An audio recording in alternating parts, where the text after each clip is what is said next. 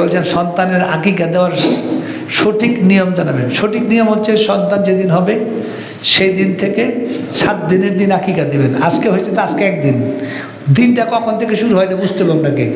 দিনটা মাগরিব থেকে শুরু হয়, আরবি দিন মাগরিবের আজান হলো দিন শুরু হলো, তো মাগরিব থেকে নিয়ে পরের দিন মাগরিব পর্যন্ত যদি হয় ওই দিন ধরা হবে। যেমন ধরেন আজকে গত রাতে যদি হয়ে থাকে রাত্রে 8টায় 9টায় মাগরিবের আজানের পরে, তাহলে এটা শুক্রবারই হয়েছে। গত রাতে হওয়া মানে কি বৃহস্পতিবার হয় নাই, শুক্রবারে হয়েছে। মাগরিবের আগে হইলে বৃহস্পতিবার হয়েছে, বুঝতে পেরেছেন? তাহলে গত মাগরিব থেকে আগামী মাগরিব আজকে এই পর্যন্ত হলে শুক্রবার, তার শুক্রবার একদিন। তো শুক্রবার যে হবে তার আকিকা হবে কবে? শুক্র, শনি, রবি, সোম, মঙ্গল, বুধ, বৃহস্পতিবার। বৃহস্পতিবার কখন হবে? ওই যে মাগরিব থেকে পরের মাগরিব এর মধ্যে দিবেন, তো দিনের বেলায় দিবেন সাধারণত। তাহলে এই জন্য 7 দিনের দিন আকিকা দিবেন, নাম রাখবেন, চুল কেটে রূপা পরিমাণ ওজন করে সাদকা দেওয়াটা এটা একটা সুন্নাহ।